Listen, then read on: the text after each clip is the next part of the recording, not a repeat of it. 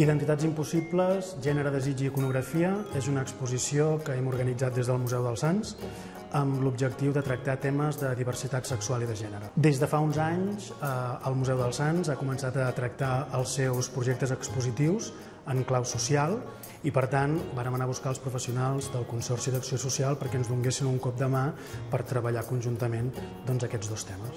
Neix amb l'objectiu principal d'evitar el bullying a les escoles per raons de gènere o de sexualitat. A més, vinculat també en l'exposició, hi ha tot un projecte educatiu amb unes activitats que s'oferiran a les escoles de forma gratuïta perquè es puguin tractar aquests temes i perquè els adolescents vegin quelcom ric el tema de la diversitat sexual i de gènere i no com un objecte de discriminació.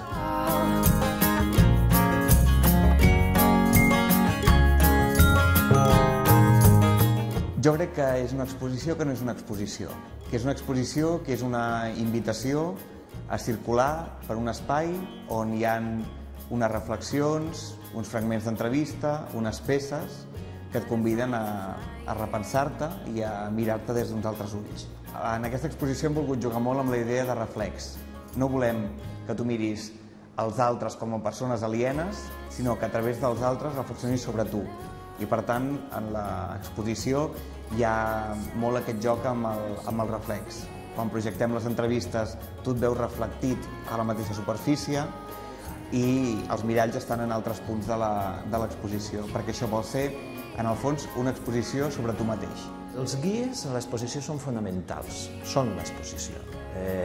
Són experiències de vida de diferents identitats sexuals. Una parella de lesbianes grans, de certa edat, una parella gay amb fills, un transexual, un intersexual.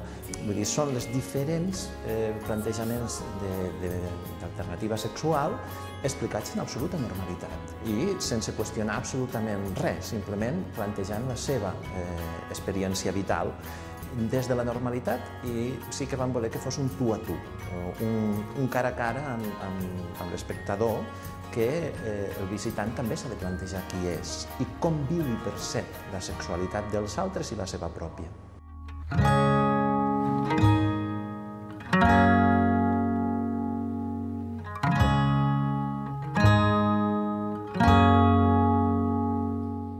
Es fa un recorregut al llarg de la història per a que tots ens adonem que no tot és nou, que al llarg de la història la diversitat sexual és vigent, és un tema patent, se'n parla moltes vegades a la Bíblia, en els continguts escrits de l'exposició sempre hi ha una sèrie de cites procedents de la Bíblia que el que demostren és que no és un tema que se desenvolupa solament en aquests moments, sinó que històricament ha tingut un pes específic important i que la religió no sempre es planteja de la mateixa manera, ni amb les mateixes solucions, ni l'Església arriba a les mateixes conclusions que en aquests moments són vigents.